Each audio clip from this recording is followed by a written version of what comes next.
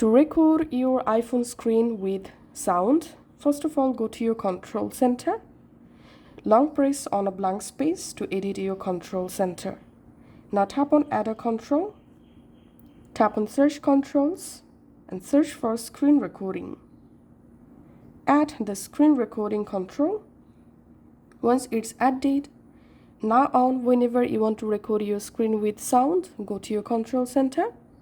Long press on your screen recording control. Turn on microphone. Once the microphone turn on, now just start your screen recording.